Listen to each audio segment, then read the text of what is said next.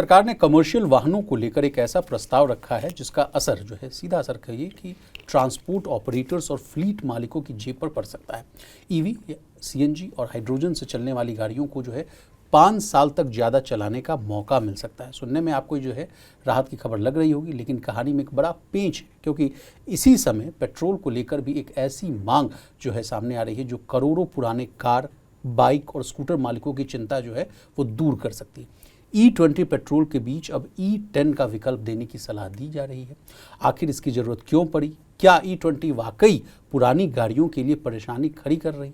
और अगर E10 वापस आया तो इथेनॉल की पूरी पॉलिसी पर क्या असर पड़ेगा? प्रवीण सर का रुख करते हैं। सर, दो बड़ी खबर, एक तो जो है कमर्शियल व्हीकल्स के लिए है, जिसका आप बताइएगा अच्छा सा एंगल कि क्या उसके बाद उसका कोई इम्पैक्ट जो है पीवीज पर भी देखने को मिलेगा।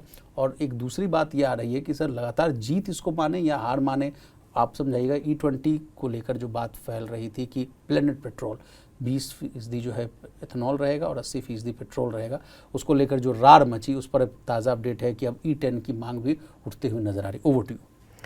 नहीं, बिल्कुल देखिए, सरकार जो सेंट्रल मोटर व्हीकल्स रूल जो 1989 है उसमें एक संशोधन या ड्राफ्ट अमेंडमेंट लेकर आई है।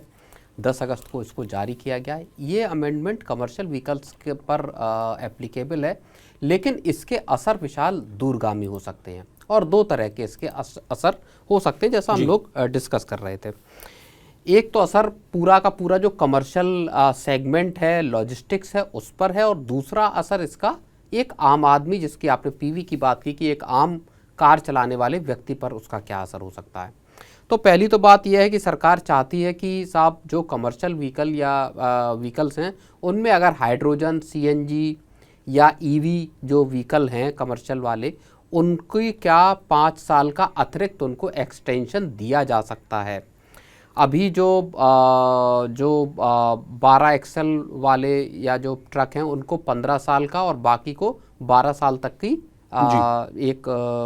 मैं कहूँगा कि लाइफ टाइम उनका व्हीकल्स का होता है।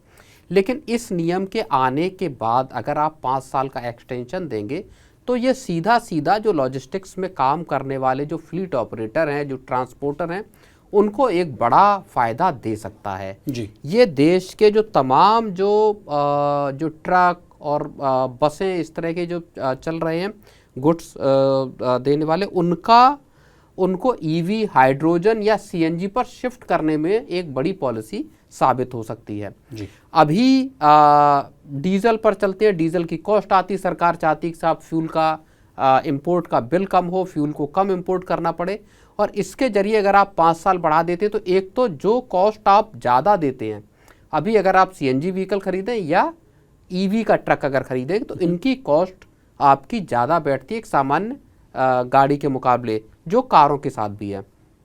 जब आप 5 साल का एडिशनल जो वैलिडिटी देंगे किसी गाड़ी को या नेशनल परमिट देंगे, तो वहाँ आपकी कॉस्ट उस चीज़ को उसकी भरपाई कर सकती है। तो ये एक बड़ा शिफ्ट हो सकता है, जहाँ पर जितने भी ट्रांसपोर्टर हैं वो हो सकता है कि ईवी, हाइड्रोजन और सीएनजी की गाड़ियाँ धीरे धीरे लेने के लिए, उस पर शिफ्ट होने के लिए अपनी कोशिश करें और उस पर इन्वेस्टमेंट करें। तो ये एक बड़ा शिफ्ट अगर हम कमर्शियल सेगमेंट की बात करें तो इस लिहाज से देखा जा सकता है। And what about sir PVs? बिल्कुल, अब देखिए, अगर सरकार यहाँ 5 साल की वैलिडिटी बढ़ा रही है कमर्शियल गाड़ियों के लिए, तो आने वाले वक्त में हो सकता है कि सरकार इसी तरह की रियायत एक आम कार बायर को भी दे कि साहब आप अभी जो गाड़ी 15 साल तक चला सकते हैं उसकी वैलिडिटी हम 5 साल और आपको बढ़ा कर देंगे, यानी 20 साल की। तो 20 साल की वैलिडिटी होने का मतलब है आपकी कॉस्ट जो एक कार की है वो और कम आपके पास बैठेगी, या अगर आप रीसेल करना चाहते हैं तो उसकी रीसेल वैल्यू भी ज़्यादा होगी। तो ये अगर कमर्शियल से निकलकर इसी पॉलिसी को अगर रेप्लिकेट किया जाता है पर्सनल जो पैसेंजर व्हीकल्स के लिए, कारों के लिए, वहाँ पर भी एक बड़ा फ़ायदा ऐसे बायर्स को मिलेगा और इसके साथ ही वो ऐसी गाड़ियाँ खरीदने के लिए तैयार होंगे जी। और आपने प्रवीण सर कई बार मनी सेंटर में इस बात को दोहराया भी कि सरकार जो है इस लेवल का पॉलिसी बनाती है कि लोग जो है खुद ही असमंजस में पड़ते हैं।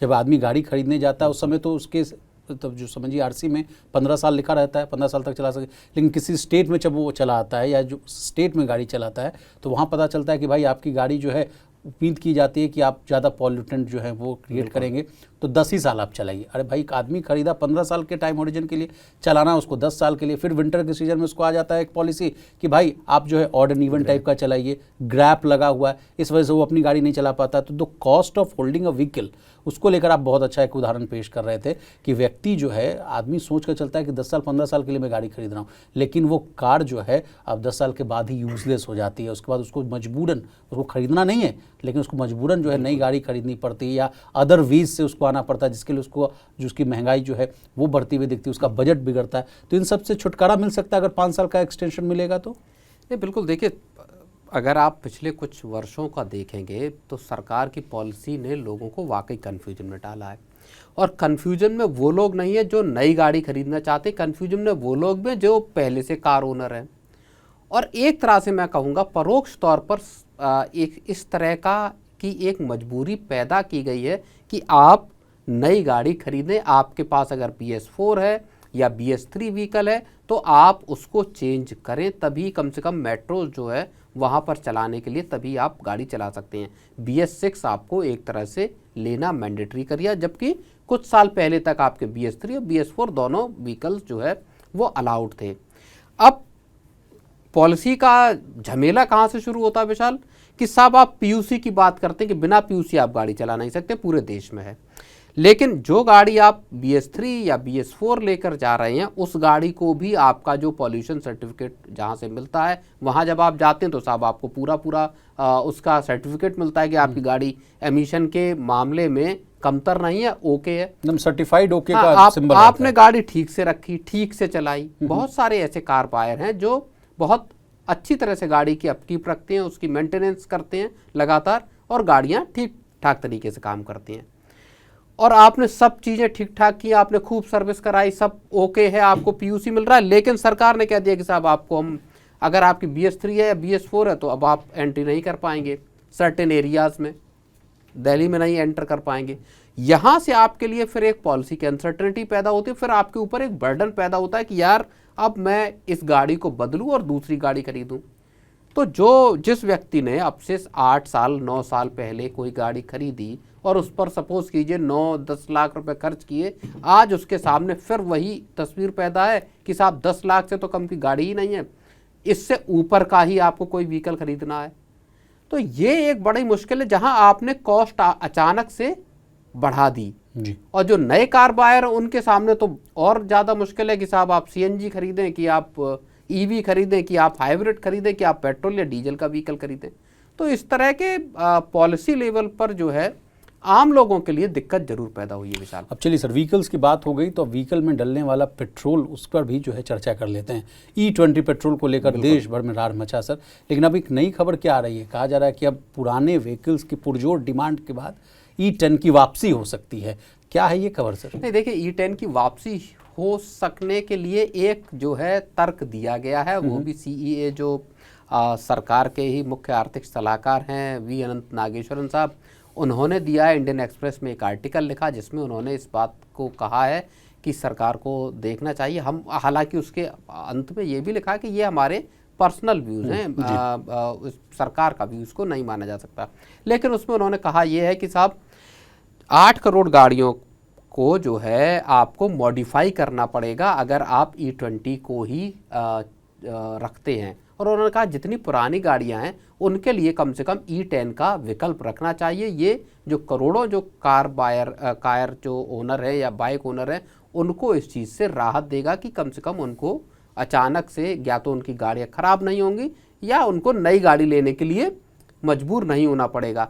तो अब पहली दफ़ा मैं ये मानता हूँ कि सरकार के अंदर से एक बड़ी आवाज़ इस बात को लेकर आई और इतना रार, इतनी दिक्कतें हुई जहां एक सरकार का ऑर्डर वापस लिया E25 को लेकर, हाँ, तुरंत का तुरंत। तो ये जो है